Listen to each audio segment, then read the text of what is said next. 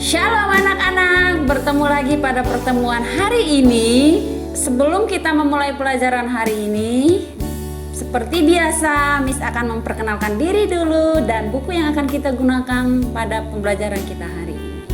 Perkenalkan, nama Miss adalah Kristiani Yantikana dan kita akan belajar dari sebuah buku kelas 10 bab 5 dengan judul bukunya adalah Pendidikan Agama Kristen dan Budi Pekerti edisi revisi 2017 kurikulum 2013. Sebelum kita memulai pelajaran hari ini, mari Miss ajak kalian berdoa untuk meminta pertolongan Roh Kudus dalam pembelajaran kita hari ini.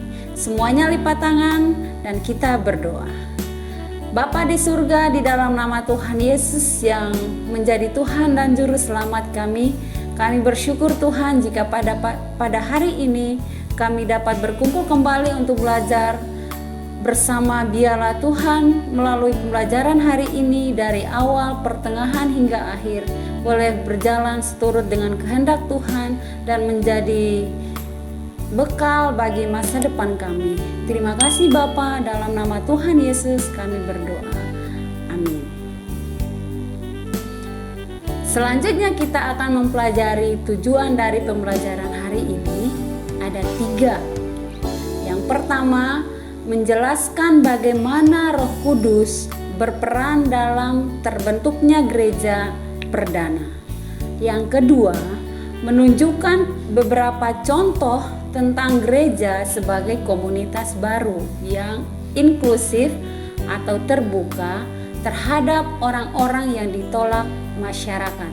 Yang ketiga, menyusun langkah-langkah untuk menjadikan gerejanya lebih inklusif.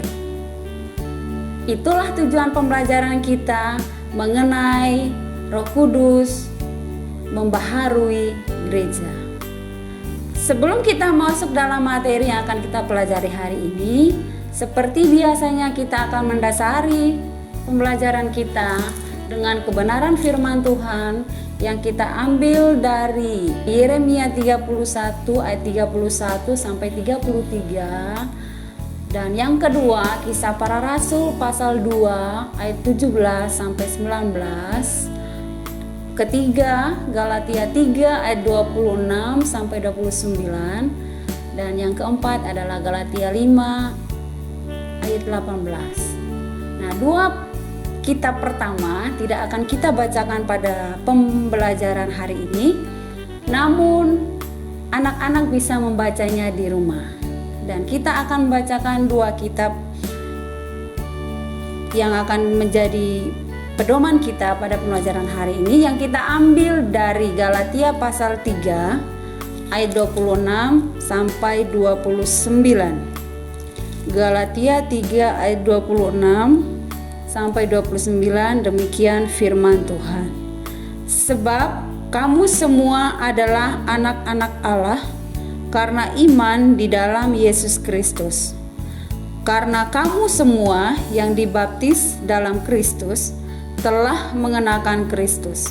Dalam hal ini tidak ada orang Yahudi atau orang Yunani, tidak ada hamba atau orang merdeka, tidak ada laki-laki atau perempuan, karena kamu semua adalah satu di dalam Kristus Yesus. Dan jikalau kamu adalah milik Kristus, maka kamu juga adalah keturunan Abraham dan berhak menerima janji Allah. Yang kedua yang akan kita baca dari Galatia 5 ayat 18. Demikian firman Tuhan. Akan tetapi, jikalau kamu memberi dirimu dipimpin oleh Roh, maka kamu tidak hidup di bawah hukum Taurat. Demikian firman Tuhan yang menjadi dasar pembelajaran kita pada hari ini. Yang pertama, sebagai bagian pengantar, pada sekitar tahun 1160 ada seorang laki-laki dari kota Lyon di Prancis yang bernama Peter Waldo yang hidup tahun 1160 1140 sampai 1218 yang mulai mengajarkan kehidupan Kristen yang radikal. Latar belakangnya tidak diketahui dengan pasti. Ia diilhami oleh beberapa pengalamannya, seperti ketika ia mendengar khotbah tentang kehidupan seorang suci yang bernama Santo Alexius ketika diumumkan doktrin-doktrin gereja yang menolaknya diancam dengan hukuman mati. Ia pun terkejut ketika mendengar bahwa seorang temannya meninggal dunia dengan mendadak sementara makan malam. Semua pengalaman ini kemudian mengubah kehidupan Waldo. Ia menyerahkan sebagian hartanya kepada istrinya, lalu sisanya ia bagi-bagikan kepada orang miskin. Lalu Waldo mulai berkhotbah dan mengajar masyarakat umum. Kita perhatikan gambar ini. Ini adalah gambar Peter Waldo. Berdasarkan pemikirannya bahwa orang Kristen harus hidup sederhana. Kamu tidak dapat mengabdi kepada Allah dan kepada Mamon, katanya sambil mengutip Matius pasal 6 ayat 24. Sekitar tahun 1150 tahun sesudah masa Peter Waldo di Ceko, muncul seorang tokoh terkemuka yang bernama Jan Hus yang hidup tahun 1369 sampai 6 Juli 1415, seorang pastor, filsuf dan dosen di Universitas Karel di Praha. Hus ditangkap dan dijatuhi hukuman mati dengan dibakar di tiang karena dianggap mengajarkan ajaran sesat yang bertentangan dengan doktrin gereja pada waktu itu.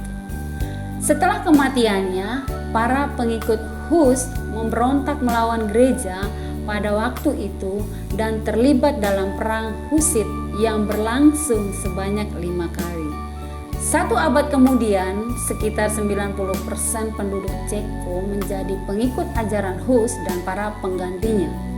Peter Waldo dan Jan Hus adalah 2 nama penting yang berperan cukup besar dalam pembaharuan gereja sebelumnya.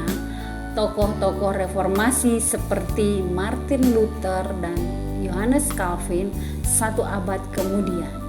Mengapa gereja harus diperbaharui?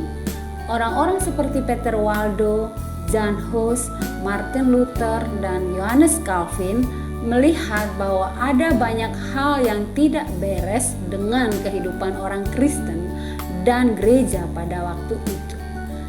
Gereja menjual surat-surat pengampunan dosa.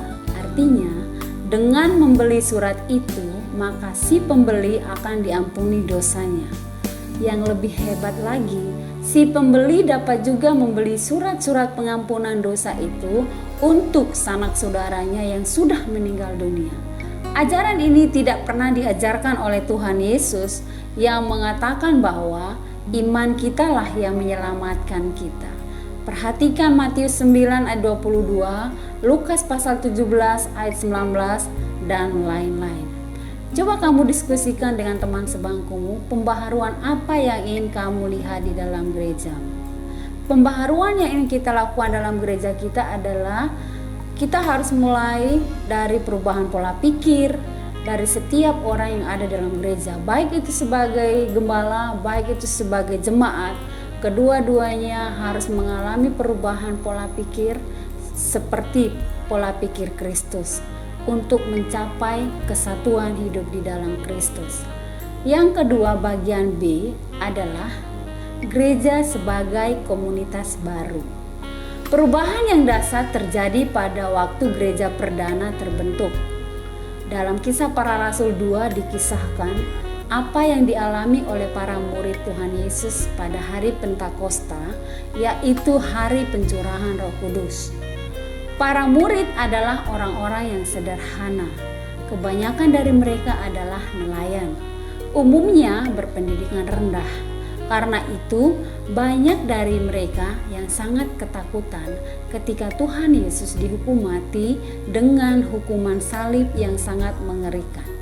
Mengerikan bukan hanya dari cara penghukumannya yang luar biasa kejam, tetapi juga karena menurut pemahaman orang Yahudi, orang yang dihukum salib berarti mereka tidak diterima oleh Allah maupun manusia dunia. Kalau surga dan dunia menolak mereka, kemana mereka harus pergi? Namun demikian, peristiwa kebangkitan Yesus dan pencurahan Roh Kudus ke atas mereka telah menghasilkan perubahan yang dahsyat di atas diri para murid.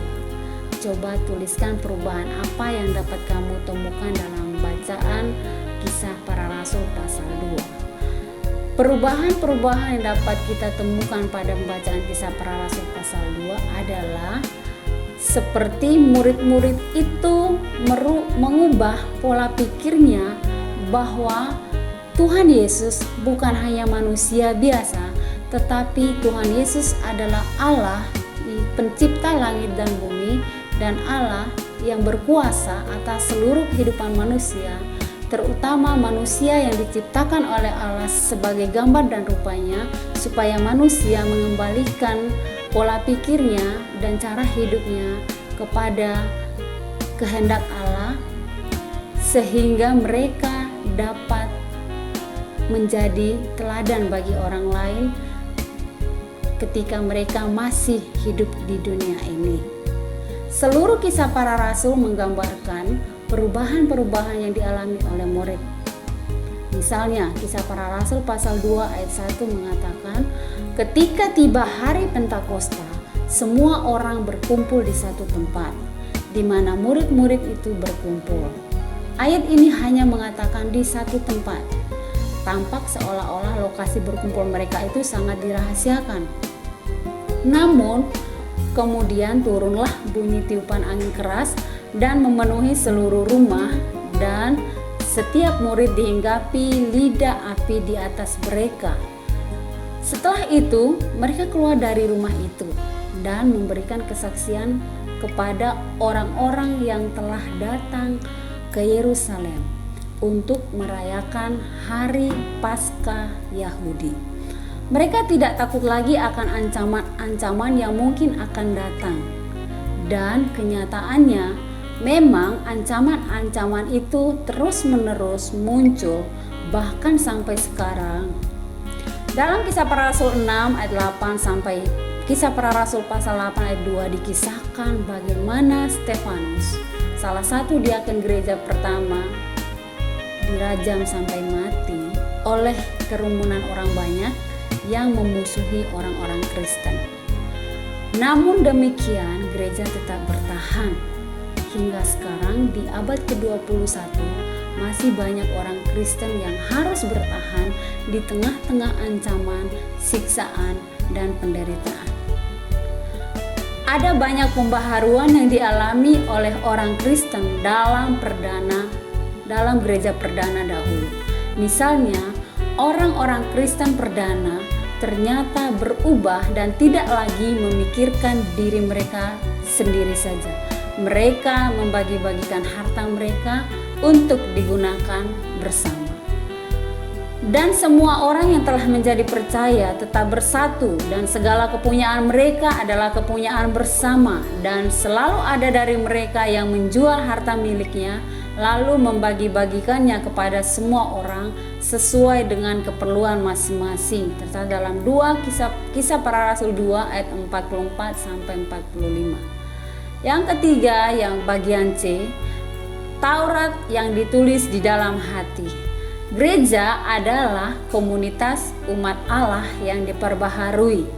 Para pengikut Kristus tidak lagi hidup berdasarkan perjanjian yang lama yang didasarkan pada Taurat, melainkan sebuah perjanjian yang baru yang dimeteraikan Allah di dalam hati kita.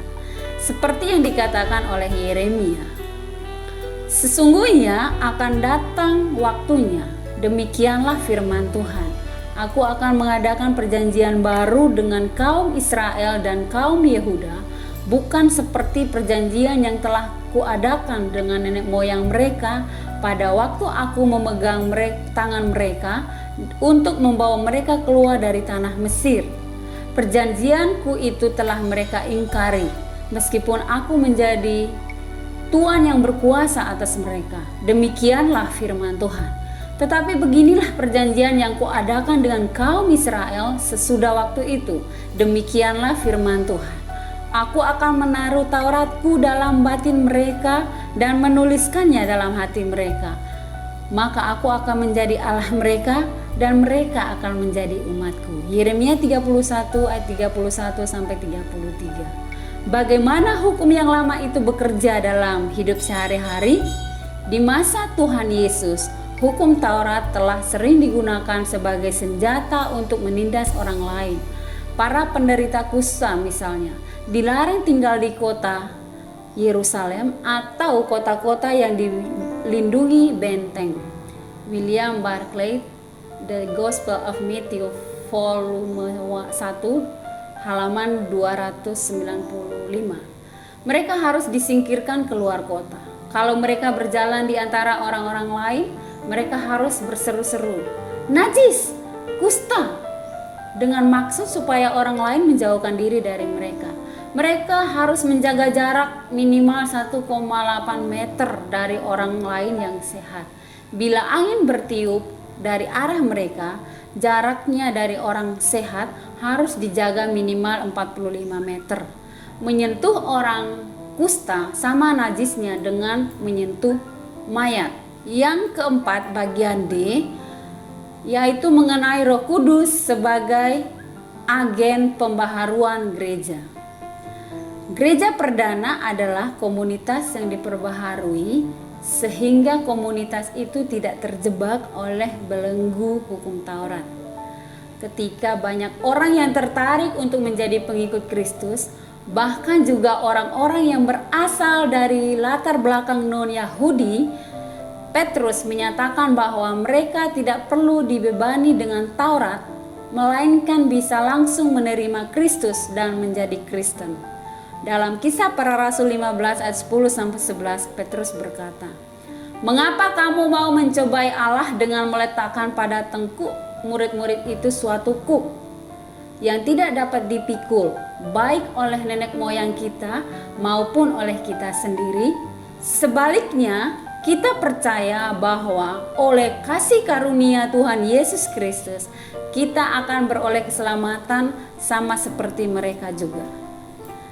Karena itu, orang-orang Kristen baru itu kemudian diharuskan mengikuti peraturan sebagai berikut. Menjauhkan diri dari makanan yang telah dicemarkan berhala-berhala, dari percabulan, dari daging binatang yang mati, dicekik, dan dari darah. Tercatat dalam Kisah Para Rasul 15 ayat 20. Ini bukanlah hasil dari pemikiran atau hikmat para rasul itu sendiri. Dalam Kisah Para Rasul 10 ayat 9 dan seterusnya, diceritakan pengalaman Petrus yang bermimpi dan melihat sebuah meja turun dari langit, dan di atas meja itu terdapat berjenis-jenis makanan. Ada yang halal, tapi ada juga yang tidak halal. Lalu Petrus mendengar suara yang memerintahkannya supaya ia memakan semua makanan itu. Namun, sebagai seorang Yahudi, Petrus menolak memakan makanan-makanan yang haram. Setelah suara itu berkata-kata 3 kali, akhirnya Petrus pun mengerti. Ia menjadi sadar bahwa di mata Allah tidak ada makanan yang haram, dan itu berarti perintah Taurat dijadikan relatif. Orang asing, goyim, yang dianggap sebagai orang-orang yang harus dijauhi, justru sekarang boleh diterima menjadi bagian dari gereja. Gereja perdana itu akhirnya mengerti bahwa yang paling utama bukanlah apa yang tertulis di dalam hukum Taurat itu, melainkan jiwanya, yaitu tuntutan supaya umat Allah bertindak adil dan setia kepada Allah. Seperti dikatakan dalam Mika pasal 6 ayat 8, "Hai manusia, telah diberitahukan kepadamu apa yang baik, dan apakah yang dituntut Tuhan daripadamu selain berlaku adil, mencintai kesetiaan, dan hidup dengan rendah hati di hadapan Allahmu.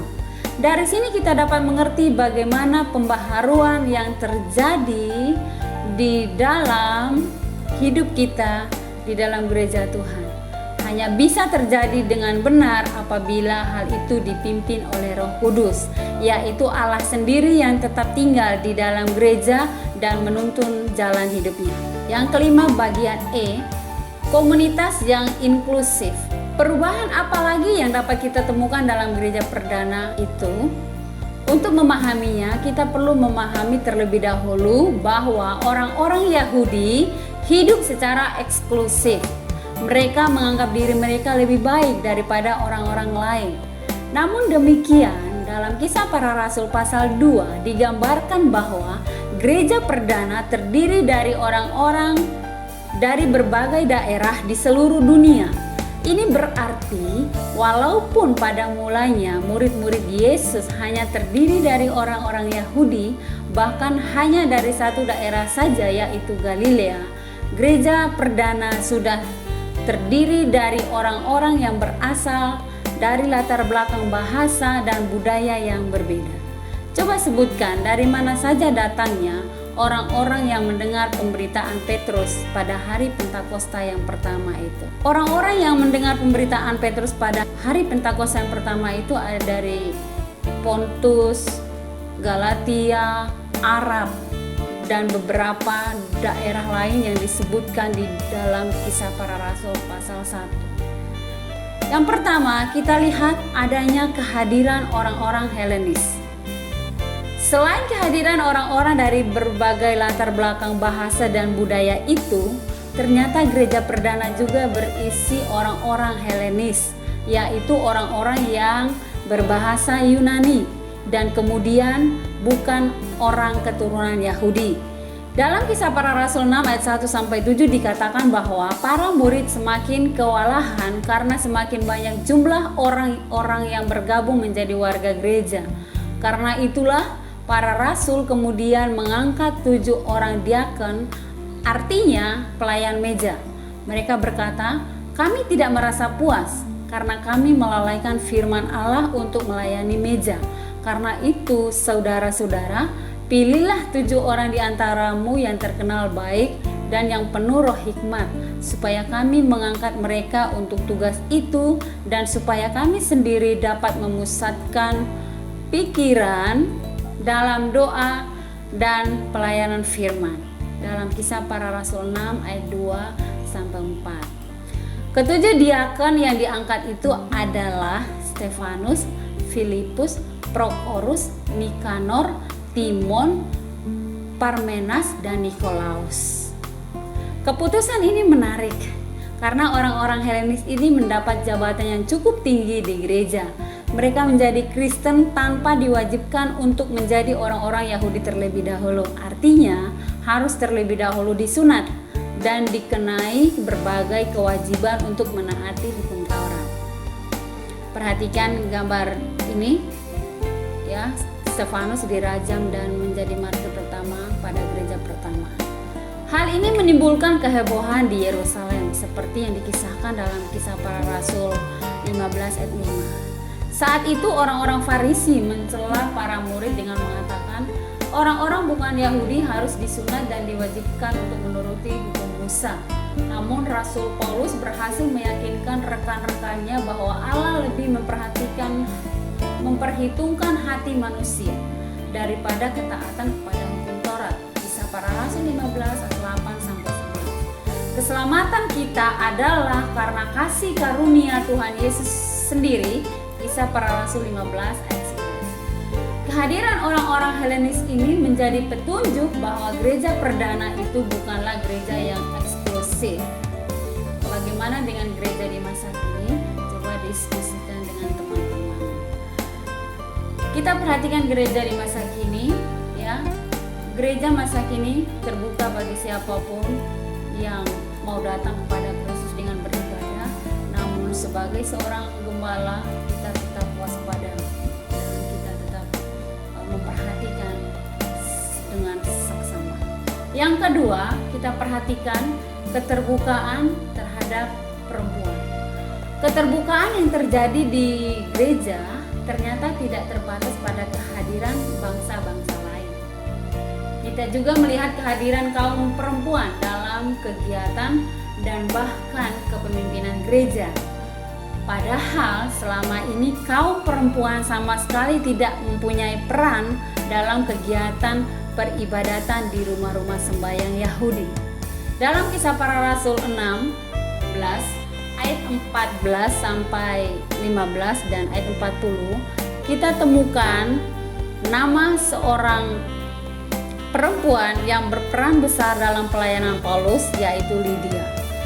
Coba baca kedua bagian Alkitab tersebut, apa yang kamu dapat temukan dari Kisah Para Rasul pasal 16 ayat 14 sampai 15 dan ayat yang ke-40.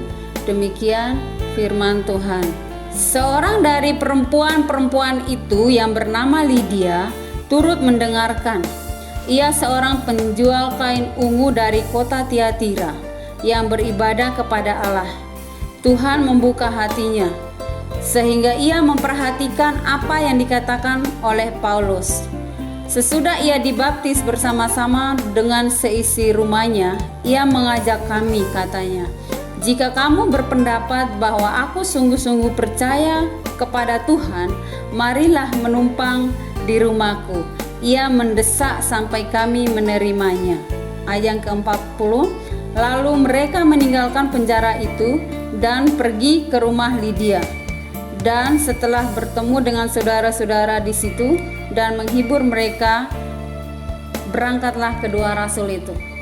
Mari perhatikan gambar arkeologis mosaik di Santo Prasedes di Roma. Mosaik ini menunjukkan kepemimpinan perempuan di gereja perdana. Paling kiri, perhatikan, adalah Theodora dengan tanda orang suci di atas kepalanya berbentuk persegi 4, menunjukkan ia masih hidup ketika mosaik ini dibuat. Peran perempuan tidak hanya tampak dari kisah yang pendek tentang Lydia ini. Dalam 1 Korintus 18 kita juga menemukan seorang tokoh perempuan lainnya, yaitu Priscilla, istri dari Aquila. Aquila dan Priscilla tampaknya aktif menjadi misionaris karena dalam Kisah Para Rasul 18 ayat 26 dikatakan bahwa mereka berdua bersama-sama menjelaskan firman Allah kepada Apolos yang belakangan menjadi salah seorang rasul yang juga penting dalam 1 Korintus 3 ayat 1 dan 4 sampai 6. Dalam surat Roma disebutkan nama seorang tokoh perempuan lainnya, yaitu Eunias. Nama ini disebut bersama-sama dengan Andronikus. Mereka berdua ternyata pernah dipenjarakan bersama-sama dengan Paulus karena pelayanan mereka. Roma 16 ayat 7. Bagaimana dengan keadaan di masa kini?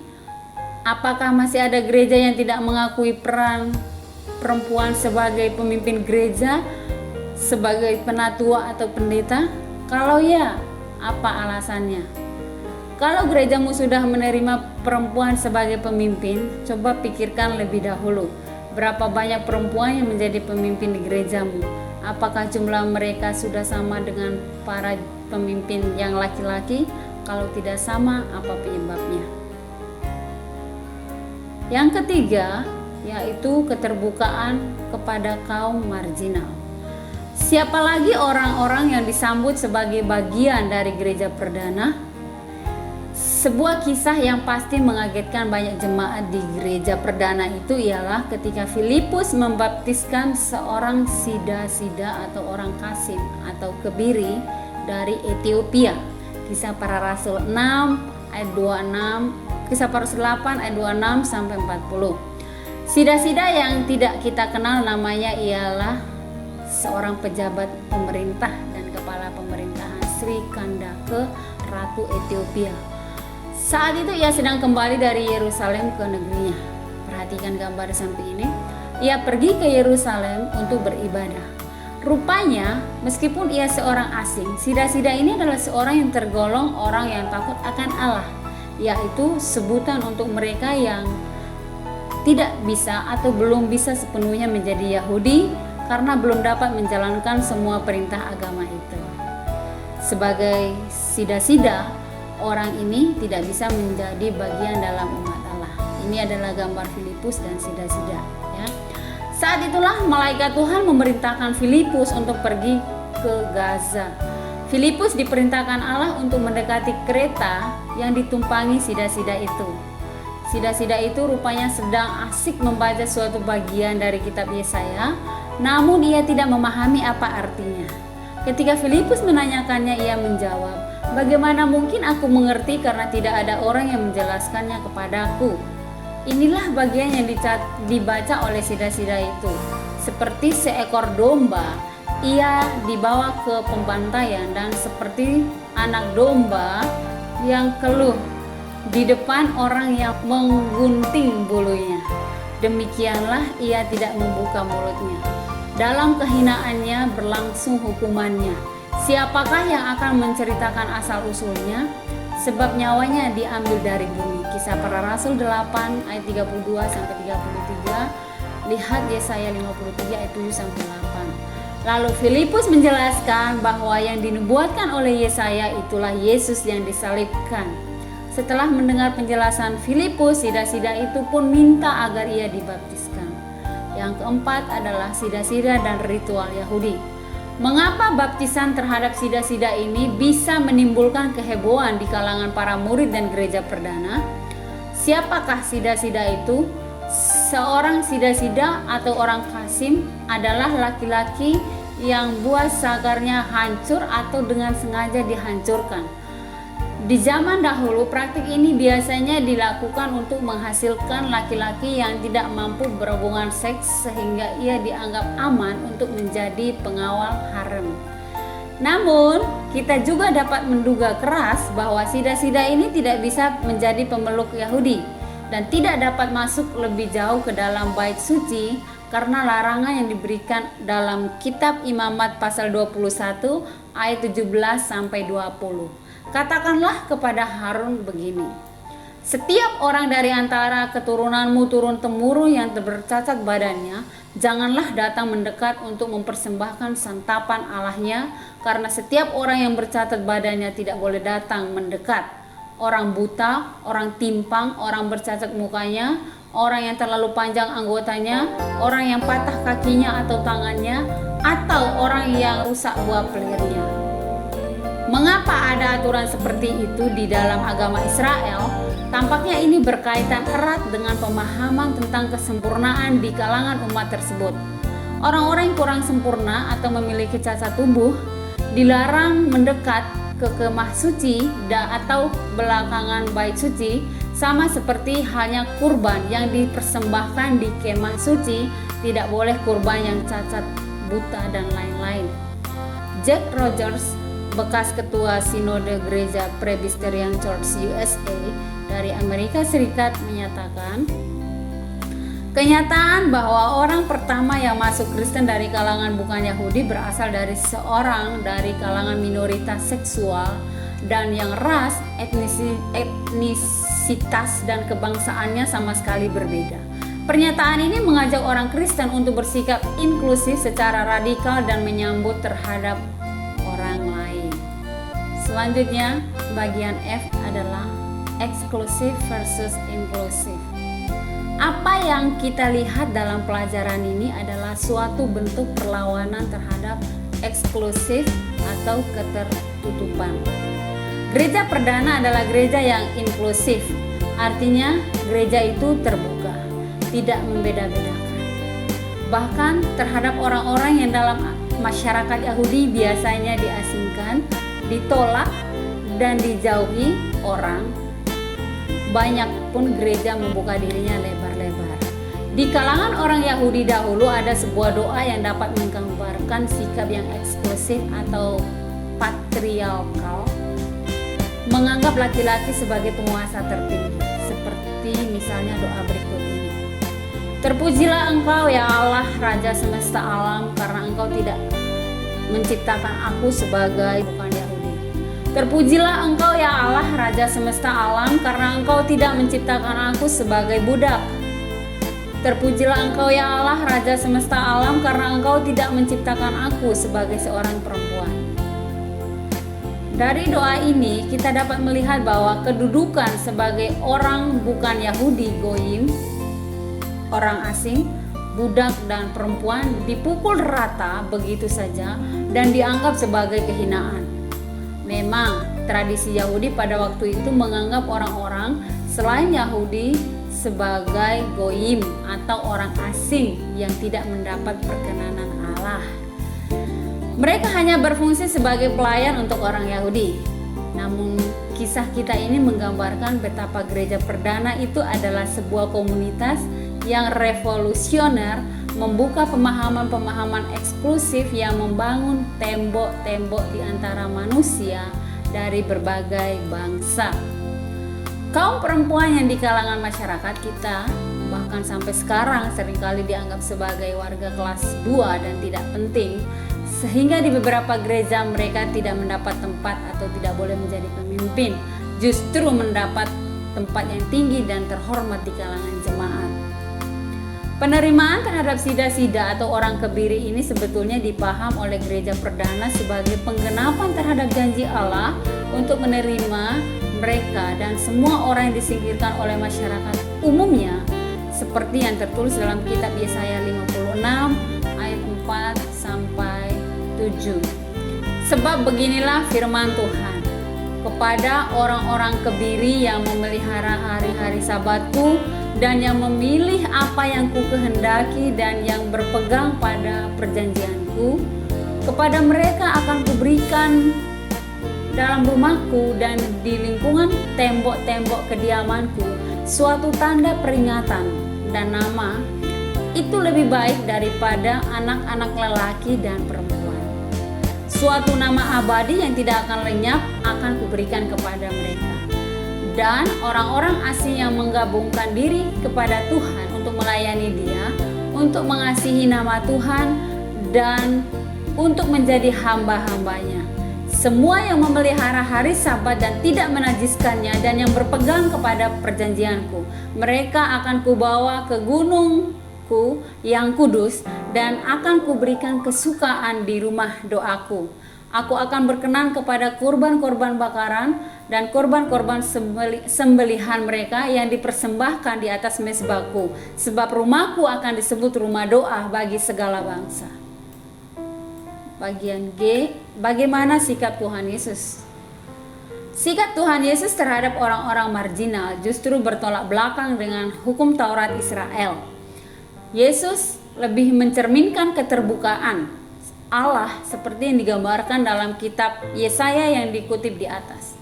Misalnya, Tuhan Yesus pun dikecam para ahli Taurat dan orang Farisi karena ia menyembuhkan orang sakit pada hari Sabat yang dianggap sebagai pelanggaran terhadap hukum Taurat.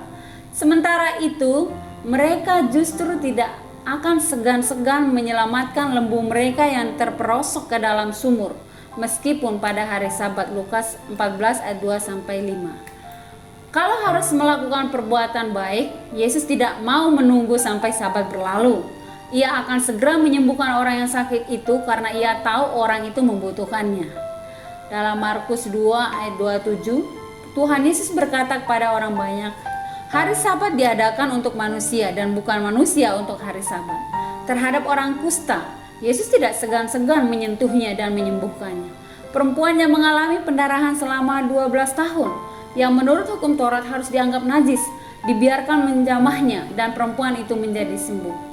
Kalau Tuhan Yesus tidak segan-segan menghampiri orang-orang yang tersingkir oleh masyarakatnya, kaum marginal, maka komunitas yang Tuhan Yesus inginkan pun tentunya adalah komunitas yang inklusif, terbuka bagi setiap orang, apapun juga latar belakang, etnis, ras, kelas sosial, bahkan juga kondisi fisiknya.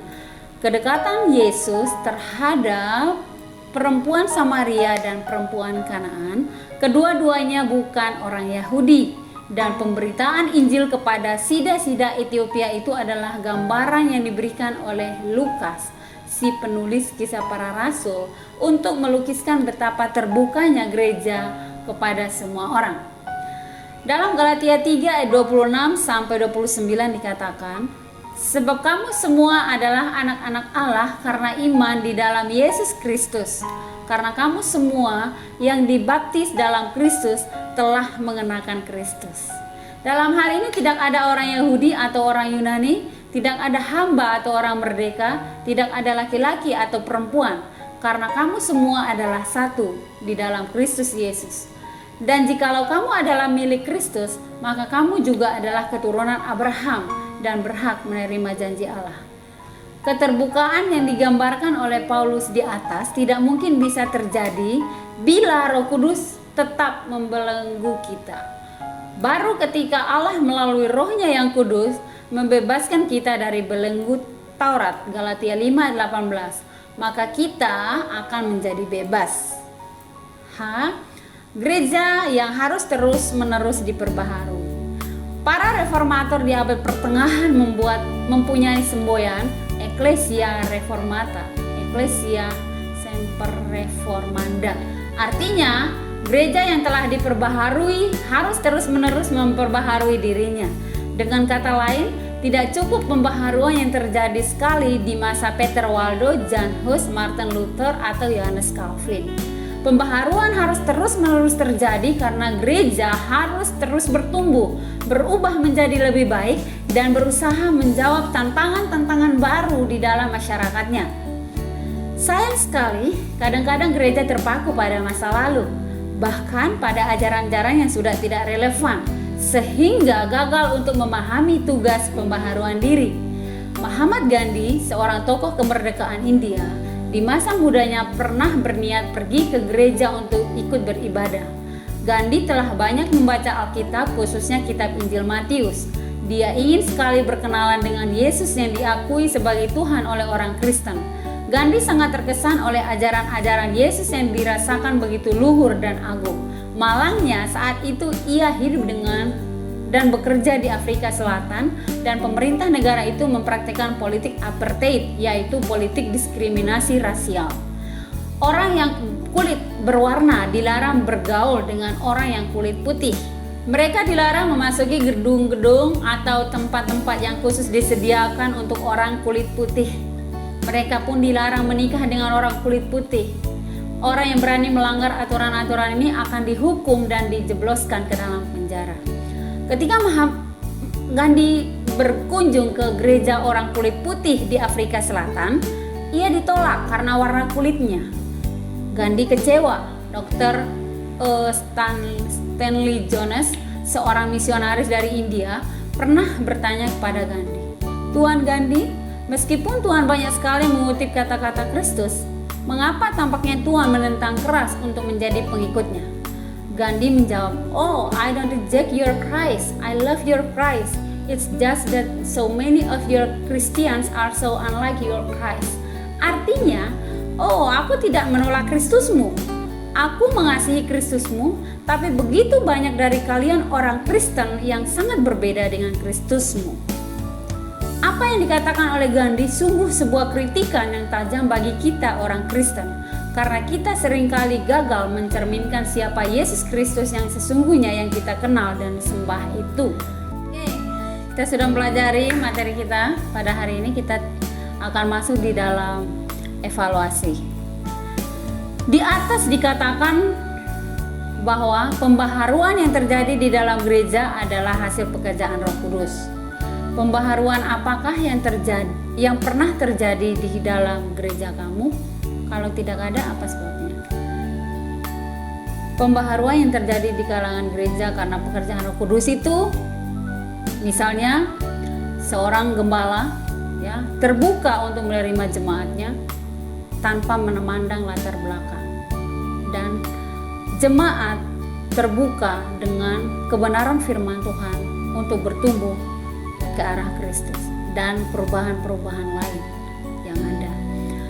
Nomor 2, menurut kamu, apakah di masa kini masih ada orang-orang yang ditolak masuk ke dalam gereja atau ditolak bergabung menjadi anggota gereja? Apakah mereka ini orang-orang yang berlatar belakang suku yang lain? kelas ekonomi yang lebih rendah, atau mereka yang dianggap mengalami kelainan.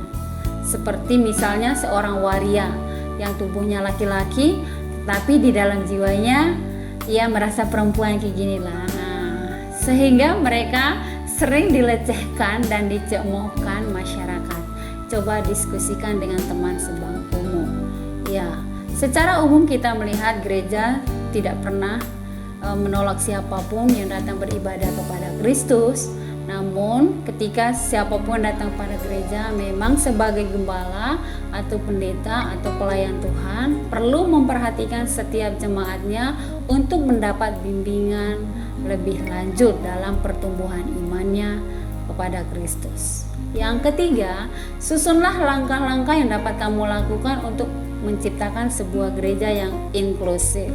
Langkah-langkah yang harus kita lakukan untuk menciptakan sebuah gereja yang inklusif, yaitu kita harus melakukan pendekatan kepada gembala, kepada pelayan Tuhan, kepada pemimpin gereja, dan menyampaikan ide kita seperti melakukan suatu perubahan, mengadakan kegiatan untuk pelayanan remaja atau pengunjungan ke panti asuhan atau panti jompo dan lain-lain. Tiba saatnya pada rangkuman yang akan menjadi kesimpulan dari materi kita.